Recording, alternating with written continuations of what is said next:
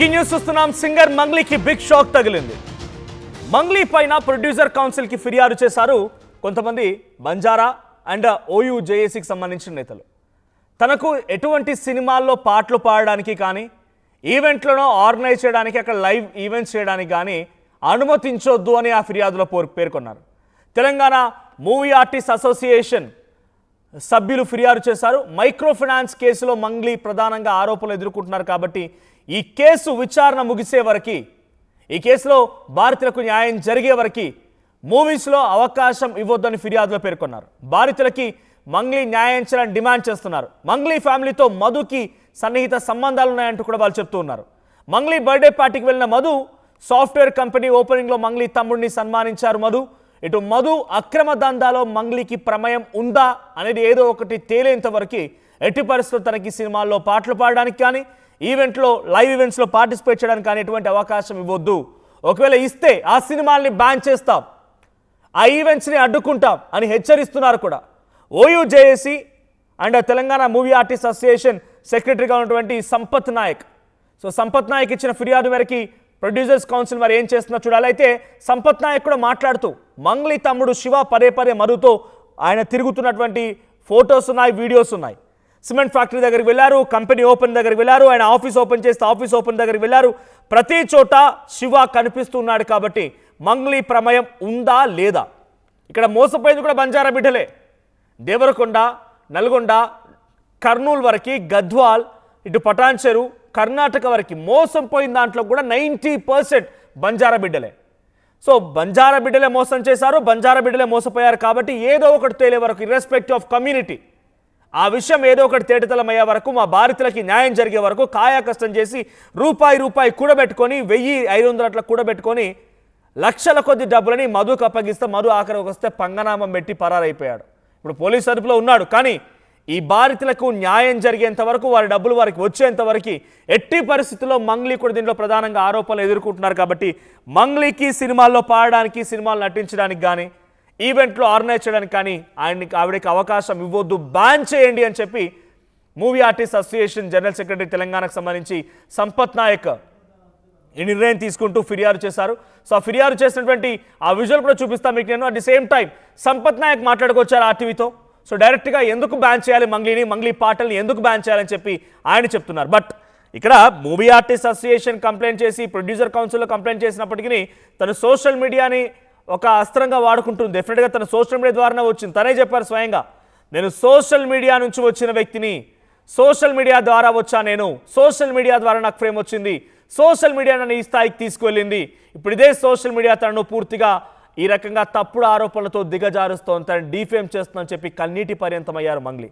మరి ఇప్పుడు Telangana movie artist association తరఫున సంపత్ నాయక్ వెళ్ళి తనని మూవీలోకి తీసుకోవద్దు, పాటలు పాడడానికి కానీ ఈవెంట్స్ ఆర్గనైజ్ చేయడానికి అవకాశం ఇవ్వద్దు అంటే అక్కడితో ఆగిపోతారా? తన సోషల్ మీడియాలో కూడా సాంగ్స్ పాడే అవకాశం, తనని అడ్డుకునే ప్రయత్నం ఎవరు చేసినా అది బహుశా సబబు కాదేమో. కానీ ఆ బాధితులకు మాత్రం న్యాయం చేయాలి, తను కూడా పార్టిసిపేట్ చేయాలి, తను కూడా రావాలి అనడంలో వాళ్ళ యొక్క డిమాండ్లో న్యాయబద్ధత, లేకపోతే వాళ్ళ డిమాండ్లో ఒక రిక్వెస్ట్ అయితే కనబడుతోంది. ఒకసారి సంపత్ నాయక్ మాట్లాడుకొచ్చారు. మీద మీకు కనిపిస్తున్న ఫోటోలో అక్కడ అభిషేక్ నాయక్ ఎవరైతే ఆరోపణలు ఎదుర్కొంటున్నారో ఆ వ్యక్తితో పాటుగా మధు. సో A1 మధు కూడా మంగ్లీ బర్త్డే పార్టీలో ఉన్నారు. మంగ్లీ బర్త్డే పార్టీకి సంబంధించి ఆ ఫోటో, అది బర్త్డే పార్టీలో పార్టిసిపేట్ చేసిన ఫోటో. సో ఒకసారి సంపత్ నాయక్ మాట్లాడుతూ వచ్చారు ఆర్టీవీతో. సంపత్ నాయక్ ఏం మాట్లాడారో చూద్దాం. అయితే తినకి తాత్కాలికంగా తిన పైన ఆరోపణలు వచ్చినాయి కాబట్టి అవన్నీ అబద్ధాలు, నేను నిజాన్ని, ఈమె కూడా ఎవరైతే బంజారా విక్టింగ్ కార్డు వాడుతుంది కదా, తాత్కాలికంగా తినని బహిష్కరించాలి అంటే పక్కన పెట్టండి. ఇవన్నీ అబద్ధాలు, ఇవన్నీ నిజాలు కాదు, ఇవన్నీ అబద్ధాలు అని నిరూపించుకున్న తర్వాత ప్రొడ్యూసర్ మీరు సినిమాలు ఛాయిస్ ఇవ్వండి, ఏ ఈవెంట్ ఆర్గనైజేషన్ ఛాయిస్ ఇవ్వండి. మీ సినిమాలన్నీ చూస్తున్నవి కూడా పేద బిడ్డలే, ఒకటి గుర్తుపెట్టుకోండి. లేకపోతే దీని పరిమాణాలు వేరేగా ఉంటాయి. ఎవరెవరైతే ఈవెంట్స్ ఇస్తున్నారో ఆ ఈవెంట్ వాళ్ళకు కూడా హెచ్చరిస్తున్నాం. ఇప్పుడు చాలా క్లియర్గా తెలంగాణ మూమెంట్ ఎట్లా నడిచిందో మీ అందరికి తెలిసిన విషయమే, దీంట్లో నో డౌట్ ఎట్ ఆల్. ఇవాళ మెజారిటీగా ఈ పేద బిడ్డలు, అణచబడ్డ వాళ్ళు, అణగారింపబడ్డ వాళ్ళు, లేకపోతే బంజారా బిడ్డలు ఎక్కువ మంది ఉన్నారు. నువ్వు 30 రోజుల్లో నీ ప్రోగ్రాం పోతే నువ్వు ఇంత బాధపడితే వాళ్ళు సంవత్సరాల కొద్దీ కష్టపడి చేసినాయి కదా. 1000 రూపాయలు 500 కూలీ నాలి చేసుకొని అధిక పడ్డే ఆశ చూపించే కదా, బయట పెట్టండి ఇవన్నీ నిజాలు, బయట పెట్టండి. నిజాలు వచ్చేంత వరకు తినని తాత్కాలిక. రైట్, ఆయనే సంపత్ నాయక్. ఆయన చెప్తున్న మాట ఒకటే, బంజారా విక్టింగ్ కార్డు వాడుతోంది మంగ్లీ అంటున్నారు.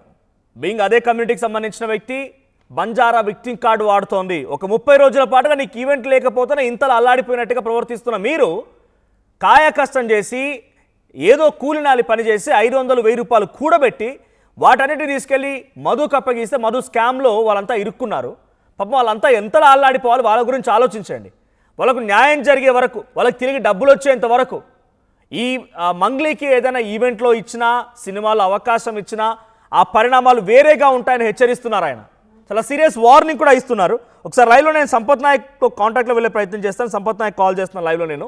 సో సంపత్ నాయక్ చెప్తున్న మాట ప్రకారంగా న్యాయం జరిగేంత వరకు, ఆ బాధితులంతా న్యాయం జరిగేంత వరకు, వారికి తిరిగి డబ్బులు వచ్చేంత వరకు ఎట్టి పరిస్థితుల్లో వదిలే ప్రసక్తే లేదంటున్నారు. అప్పటిదాకా తనకు అవకాశాలు ఇవ్వకండి. అవకాశాల తర్వాత మీరు ఇవ్వాలనుకుంటే ఫర్దర్గా వీరికి న్యాయం జరిగిన తర్వాత ఇవ్వండి. కానీ పేద మధ్యతరగతి ప్రజలు మొత్తం కూడా మోసపోయారు కాబట్టి దీంట్లో ప్రధానంగా ఆరోపణలు ఎదుర్కొంటున్న మంగ్లీ విషయంలో మీరు ఎవరైనా కనుక అత్యుత్సాహం ప్రదర్శించి ఇప్పుడు కనుక అవకాశాలు ఇస్తే, ఆయన ఒక మాట మాట్లాడుకొచ్చారు, మధ్య తెలంగాణ ఉద్యమంతో పోల్చారు. తను అటెండ్ చేయట్లేదు. సో సంపత్ నాయక్ అటెండ్ చేయట్లేదు. బట్ తను ఏం చెప్తున్నారు సంపత్ నాయక్ అంటే, తెలంగాణ ఉద్యమం మీరు చూసే ఉంటారు, హెచ్చరిస్తున్నా అని చెప్పి వార్నింగ్ ఇస్తున్నారు సంపత్ నాయక్. ఒకసారి ప్రతినిధి ఇన్నారెడ్డి కూడా ఉన్నారు. ఇన్నారెడ్డి, ఏం జరుగుతోంది ఇప్పుడు? మంగ్లీ పైన ప్రొడ్యూసర్ కౌన్సిల్ బ్యాన్ వేసినట్టేనా? ఇక సినిమాల్లో కానీ ఈవెంట్లో కానీ మంగ్లీపై బ్యాన్ పడినట్టేనా? ఖచ్చితంగా మనోజ్, మనం ఇక్కడ ఒక విషయం చాలా స్పష్టంగా గమనించాలి. దీంట్లో సంపత్ నాయక్ చాలా స్పష్టంగా, అంటే ఆమె ఈ కార్డు వాడుతుంది, తర్వాత తను కూడా వెనుకబడిన జాతికి సంబంధించిన వ్యక్తిని కాబట్టి అని చెప్పని న్యాయం చేయాలని చెప్పి అనుకుంటున్నాను అన్నట్టుగా ఆమె కొంత ఆ రకంగా సానుభూతి పొందే ప్రయత్నం చేస్తుంది. కాబట్టి మరి మోసపోయిన వాళ్ళు, బడుగు బలహీన వర్గాలకు చెందిన వాళ్ళు చాలా మంది ఉన్నారు. కాబట్టి ఖచ్చితంగా వాళ్ళకు న్యాయం జరిగేదాకా ఈమెను సినిమాల్లో కానీ ఈవెంట్స్ లో కానీ తీసుకోవద్దు. ఆ తర్వాత ఆమె కడిగిన ముత్యంలా బయటికి వచ్చిన తర్వాత మాత్రమే ఆమెకు ఈవెంట్స్ కానీ సినిమాలు కానీ ఇవ్వండి అని చెప్పని కూడా సంపత్ నాయక్ డిమాండ్ చేస్తున్న పరిస్థితి. ఇక్కడ మీరు ఒక పాయింట్ చెప్పారు మనోజ్. అయితే ఒక వారం తన ప్రోగ్రామ్ పోయినందుకే తను చాలా బాధపడుతుంది. మరి లక్షలాది రూపాయలు, కోట్లాది రూపాయలు పోగొట్టుకుని జీవనోపాధిలో వాళ్ళు సంపాదించుకున్న రూపాయి కూడేసుకున్న డబ్బులు మొత్తం పోయిన పేద బడుగు బలహీన వర్గాల ప్రజలు ఎంత బాధపడుతున్నారు, ఒక్క వారానికి నువ్వు ఎంత ఫీల్ అయిపోతున్నావు అన్న విషయమే కాకుండా, ప్రధానంగా మనం టీవీ ఎప్పటి నుంచి డిమాండ్ చేస్తున్నది ఒకటే మంగ్లీకి. సో మీరు సుబ్బారావు మీదనో లేకపోతే వేరే వాళ్ళ మీద కేసు పెట్టకుండా మీ పేరు వాడుకుని తర్వాత ఎవరైతే మధు అనే వ్యక్తి ఈ రకంగా వందలాది మందిని మోసం చేసి ఇబ్బంది పెట్టి తర్వాత వాళ్ళ జీవితాలు ఇబ్బంది పాలు గురి చేసిన వ్యక్తి మీద కేసులు పెట్టకుండా, ఇప్పటికీ కూడా స్టిల్ ఈ రోజు కూడా మధు అనే వ్యక్తి మీద సానుభూతి ఎందుకు చూపిస్తున్నారు, అతని మీద మీకు సాఫ్ట్ కారం ఎందుకు అన్న విషయం మీదనే సంపత్ నాయక్ చాలా స్పష్టమైన డిమాండ్ చేశారు. ఎవరన్నా సరే ఆమెకు ఈవెంట్స్ ఇచ్చినా, అలాగే సినిమాలు కనుక ఇస్తే మాత్రం ఎట్టి పరిస్థితిలో ఈ విషయం చాలా సీరియస్ గా ఉంటుంది. గతంలో తెలంగాణ మూవ్మెంట్ అప్పుడు మేము ఏ విధంగా మేము పోరాడి తెలంగాణను గెలుచుకున్నామో అలాగే బడుగు బలహీన వర్గాలకు సంబంధించిన వ్యక్తులు ఎవరైతే ఉన్నారో వాళ్లను న్యాయం జరిగే వరకు, వాళ్లకు ఏమైతే పోలీస్ స్టేషన్ లో పెట్టిన కేసులు ఏమైతే ఉన్నాయో ఈ మధు మీద అవన్నీ నిరూపితమయ్యే వరకు ఈమెకు సంబంధించి ఇక్కడ మనం ప్రత్యేకంగా చెప్పుకోవాల్సింది, మంగ్లీకి సంబంధించి దీంట్లో ఎలాంటి ఇన్వాల్వ్మెంట్ లేదు, కడిగిన ముత్యంలో బయటకు వచ్చినప్పుడు మాత్రమే మనకు అవకాశం ఇవ్వని చెప్పని చాలా గట్టిగా డిమాండ్ చేస్తా ఉన్నారు.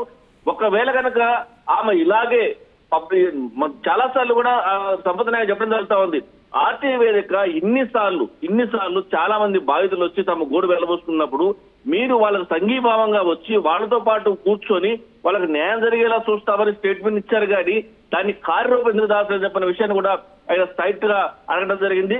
మొత్తం మీద ఈయన మూవీ అసోసియేషన్ కి సంబంధించి జనరల్ సెక్రటరీ గా ఉన్న సంపత్ నాయక్ మాత్రం చాలా డిమాండ్ చేశారు. ఒక సంపత్ నాయక్ ఒకటే కాదు, ఇంకా గిరిజన సంఘాలకు సంబంధించిన నాయకులు కూడా ఇక్కడ రావడం జరుగుతా ఉంది.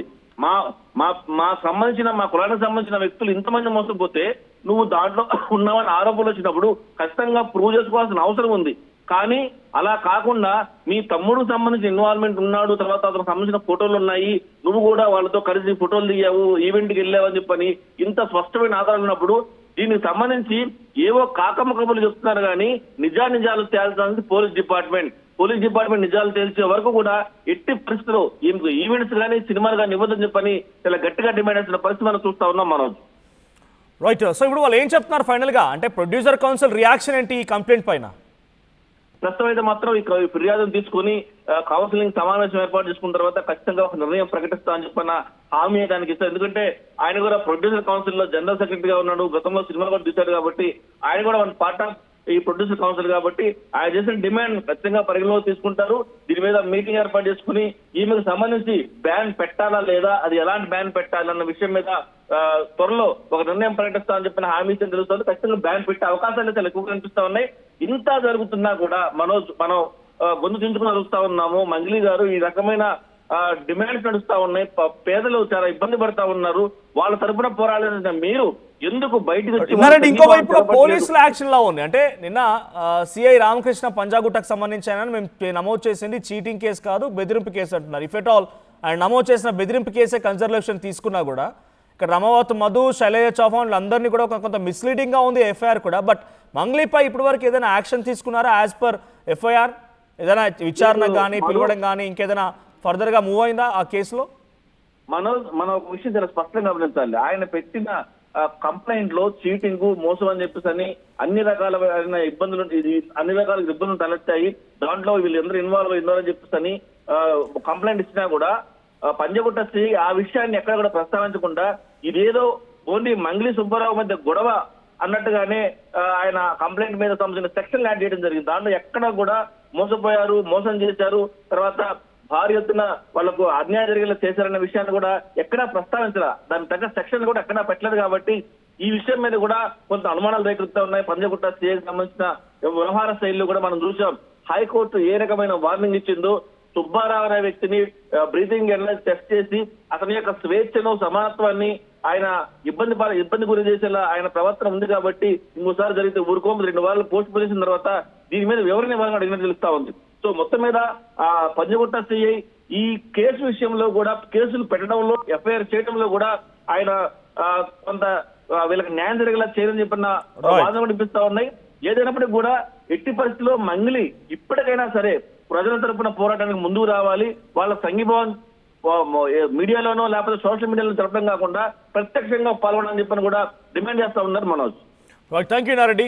సో మొత్తంగా ప్రొడ్యూసర్ కౌన్సిల్లో అయితే పలువురు ఇచ్చిన ఫిర్యాదు మేరకి మంగ్లీపై బ్యాన్ విధిస్తారనే చూడాలి. సో ఆర్టీవీ కూడా పోల్ కండక్ట్ చేసింది, ఈ లైవ్లో పోల్ కండక్ట్ చేసింది. మంగ్లీపై బ్యాన్ విధించాలా అనే పోల్ కండక్ట్ చేస్తే దాంట్లో 80% బ్యాన్ విధించాలి ఎస్ అని చెప్తున్నారు. పబ్లిక్ రియాక్షన్ వచ్చేసి 80% వాళ్ళంతా కూడా బ్యాన్ విధించాలి అని చెప్తున్నారు, ఎస్ అని చెప్తున్నారు. సో ఏం జరిగినా ప్రస్తుతానికైతే ప్రొడ్యూసర్ కౌన్సిల్లో ఫిర్యాదు అందింది. అక్కడ బంజారా బిడ్డలే బాధితులుగా ఉన్నారు, మీరు కూడా ఆరోపణలు ఎదుర్కొంటున్నారు, మీరు బంజారా విక్టింగ్ కార్డు వాడుతున్నారనేది అదే బంజారా బిడ్డలు, అదే ప్రొడ్యూసర్ కౌన్సిల్లో ఫిర్యాదు ఇస్తున్న సమయంలో చెప్పుకొచ్చిన మాట. మరి దీనిపైన మంగ్లీ ఎలా రియాక్ట్ అవుతారో చూడాలి. At the same time ban వేస్తే ఏమవుతుందో చూడాలి. సో ఎటువంటి బ్యాన్ వేస్తారు, ఏ రకంగా ఉండబోతుందో చూడాల్సిన అవసరం అయితే ఉంది. సో వాళ్ళకి న్యాయం జరిగేంత వరకు కూడా తనకు సినిమాల్లో పాటలు పాడడానికి, ఈవెంట్ ఆర్గనైజేషన్స్లో ఎక్కడైనా ఈ లైవ్ ఈవెంట్స్లో తనను పాటలు పాడడానికి తనకు అవకాశం ఇవ్వకూడదని చెప్పి సంపత్ నాయక్ హెచ్చరిస్తున్నారు. ఒకసారి మళ్ళీ సంపత్ నాయక్ ఏం మాట్లాడో చూద్దాం. మీ అభిప్రాయం ఏంటి? మంగ్లీ పాత్ర దీంట్లో ఉందని మీరు భావిస్తున్నారా? మంగ్లీ పైన నిజంగానే ఇక్కడ ఇచ్చిన ఫిర్యాదు ఆధారితంగా కంప్లైంట్ నమోదు చేయాలి, అంటే బ్యాన్ వేయాలనుకుంటున్నారా? At the same time Mangli తమ్ముడు పదే మధుతో తిరగడం, మధుతో పాటుగా మధుతో సన్మానాలు తీసుకోవడం, మధు ఆఫీస్కి వెళ్ళడం, మధుతో పాటుగా సిమెంట్ ఫ్యాక్టరీ సందర్శించడం, ఏకంగా మధుని కూడా మంగ్లీ ఇంటికి రానివ్వడం, మంగ్లీ ఇంట్లో మధు అక్కడికి వెళ్ళి లంచ్ చేసినట్టు ఒక వీడియో వైరల్ అవ్వడం, ఇవన్నీ కూడా కొంత వైరల్ అవుతూ ఉన్నాయి. సో మీకేమనిపిస్తోంది కామెంట్ చేయండి. At the same time Mangli పాత్ర ఉందా లేదా, ఈ పూర్తి సినారియోలో మీకేమనిపిస్తోంది కామెంట్ చేయండి. ఎవరైతే తినకి తాత్కాలికంగా తిన పైన ఆరోపణలు వచ్చినాయి కాబట్టి అవన్నీ అబద్ధాలు, నేను నిజాన్ని, ఈమె కూడా ఎవరైతే బంజారా విక్టింగ్ కార్డు వాడుతుంది కదా, తాత్కాలికంగా తినని బహిష్కరించాలి. అంటే పక్కన పెట్టండి, ఇవన్నీ అబద్ధాలు, ఇవన్నీ నిజాలు కాదు, ఇవన్నీ అబద్ధాలు అని నిరూపించుకున్న తర్వాత ప్రొడ్యూసర్ మీరు సినిమాలు ఛాయిస్ ఇవ్వండి, ఏ ఈవెంట్ ఆర్గనైజేషన్ ఛాయిస్ ఇవ్వండి. మీ సినిమాలన్నీ చూస్తున్నవి కూడా పేద బిడ్డలే, ఒకటి గుర్తుపెట్టుకోండి. లేకపోతే దీని పరిమాణాలు వేరేగా ఉంటాయి. ఎవరెవరైతే ఈవెంట్స్ ఇస్తున్నారో ఆ ఈవెంట్ వాళ్ళకు కూడా హెచ్చరిస్తున్నాం. ఇప్పుడు చాలా క్లియర్గా తెలంగాణ మూమెంట్ ఎట్లా నడిచిందో మీ అందరికి తెలిసిన విషయమే. దీంట్లో నో డౌట్ ఎట్ ఆల్. ఇవాళ మెజారిటీగా ఈ పేద బిడ్డలు, అణచబడ్డ వాళ్ళు, అణగారింపబడ్డ వాళ్ళు, లేకపోతే బంజారా బిడ్డలు ఎక్కువ మంది ఉన్నారు. నువ్వు 30 రోజుల్లో నీ ప్రోగ్రాం పోతే నువ్వు ఇంత బాధపడితే వాళ్ళు సంవత్సరాల కొద్దీ కష్టపడి చేసినాయి కదా. 1000 రూపాయలు 500 కూలీనాలు చేసుకొని అధిక వడ్డీ ఆశ చూపించే కదా. బయటపెట్టండి, ఇవన్నీ నిజాలు బయటపెట్టండి. నిజాలు వచ్చేంత వరకు తినని తాత్కాలికంగా బహిష్కరించేయండి. ఎవరైతే తినకి తాత్కాలికంగా చట్టం ఎవరికి చుట్టం కాదు, తప్పు ఎవరు చేసినా శిక్షార్హులే. ఈ మైక్రో ఫైనాన్స్ అనే పదమే నాకు తెలియదు. అలాంటిది నేను ఇంత పెద్ద కుట్ర చేశాను అనే అభియోగాలు నాపై రావడం నన్ను చాలా దిగ్భ్రాంతికి గురి చేసింది. నన్ను ఆదరిస్తున్న తెలుగు కుటుంబ సభ్యులకు మళ్లీ చెప్తున్నా, మీ మంగ్లీ ఎలాంటి తప్పు చేయలేదు. ఈ కేసుకు నాకు ఎలాంటి సంబంధము లేదు. అబద్ధాన్ని అబద్ధమని చెప్పి ఇంత గొంతు చింపుకొని చెప్తున్నా కూడా నాపై బురద చల్లడం ఆగడమే లేదు. అందుకే ప్రతి చేతిలో ఉన్న మొబైల్ కు, రిమోట్ కు నా మొర చెప్పుకుంటున్నాను. చట్టాన్ని గౌరవించే పౌరురాలిగా బాధితులకు న్యాయం జరిగేందుకు, దర్యాప్తు అధికారులకు సహకరించేందుకు నేను సిద్ధంగా ఉన్నానని మీకు విజ్ఞప్తి చేసుకుంటున్నాను.